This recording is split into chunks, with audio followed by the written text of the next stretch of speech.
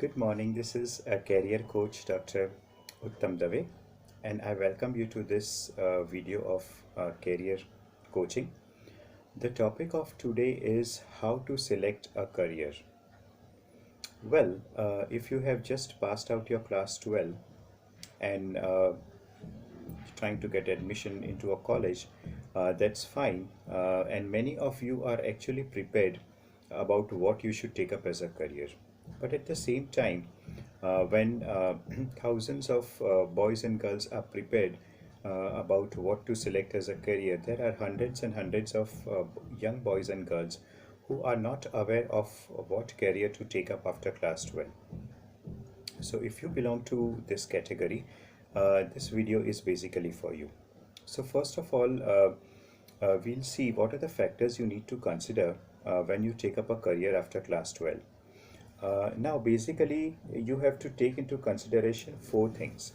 The first thing which you need to keep in your mind is your own interest. What are you interested in? Say for example, during your school days, right from your primary, your secondary and higher secondary, you were interested in, let's say, history, or you were interested in geography, or you were interested in mathematics. So you have to keep in mind that basic subject in which you were interested. So for example, if you were interested in history, then I would suggest that you take up humanities and do further studies in the field of history. Or for example, let's say you are interested in, let's say, biology, then you could take up something like medicine because that is what interests you. But wait, that's not enough. You cannot just make a decision based on what interests you.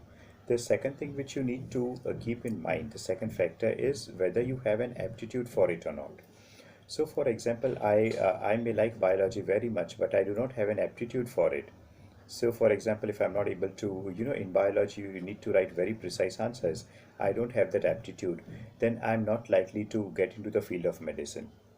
Or similarly, I like cricket very much, but I cannot handle a bat. Neither do I know how to, bowl a ball. So in that case, I do not have that aptitude for that subject.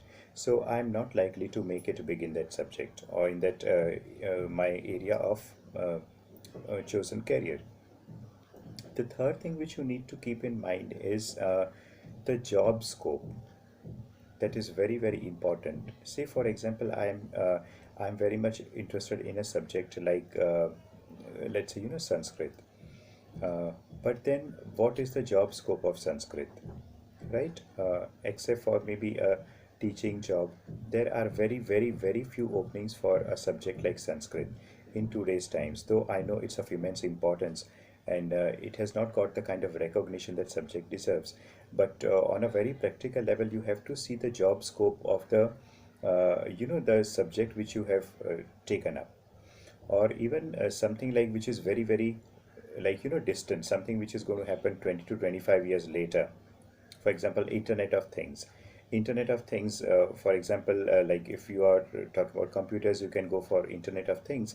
But then if you want to study about internet of things, that's something which is very very new to our country, and you will not have kind of work scope over here.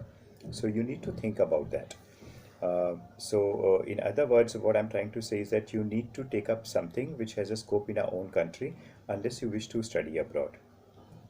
The fourth thing which you need to take into consideration, which is again very very important, is the financial aspect of the course which you want to study.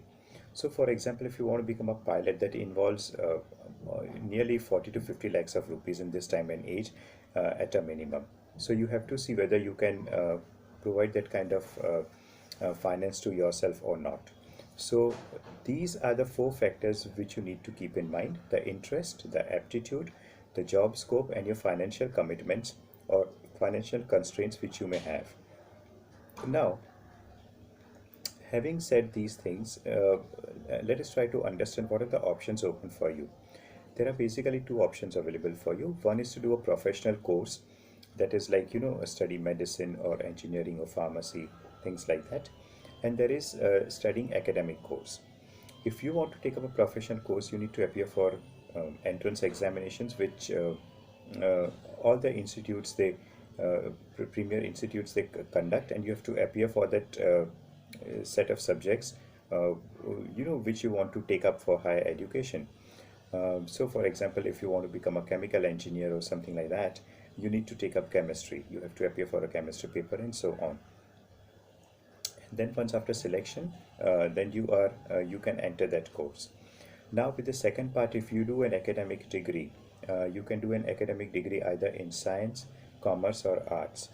And then once you finished your graduation or post-graduation, you can take up a professional course or a professional job you can take up.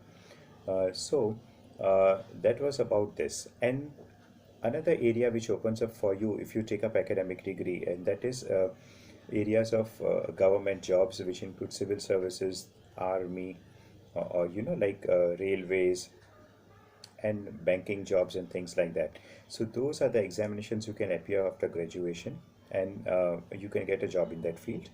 There's also one more opening which you can try after academic degrees, and that is the field of teaching.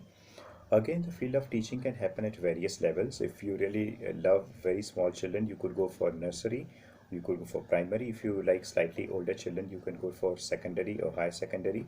And if you like to really work with older boys and girls, you can take up a job in a degree college or in a university. Of course, if you're trying to take up a job in a university, you need to appear for your SET or your NET examination and clear in that particular subject which you want to teach. So this was basically the broad classification of what is available to you after class 12.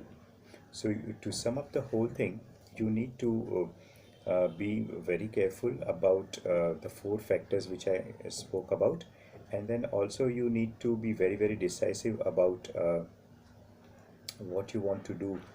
Basically take up a professional course or something with academic degrees. Yes, immediately once you start, once you get the results, it is a bit too late to think about it, but never mind. If you've never thought about it, you do have some time, and probably you should be spending lots of time now to decide what you want to do.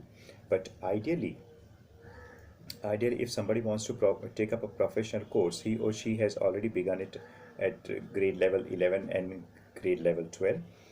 Yes, sometimes if you are not decisive, then probably if you have not thought about any of these professional courses, then probably you have thought of taking up an academic degree, and then you have to start appearing, seek an admission in a degree college and take up the course which you want to take, which is science, arts or commerce. So my dear friends, this was a basic introduction of what is available to you after class 12. In my next video, I'm going to discuss about the opportunities available to you after class 12 in the science stream. So till then, goodbye, and I hope you enjoyed the video, and if you found it useful, do share it with your friends. Thank you.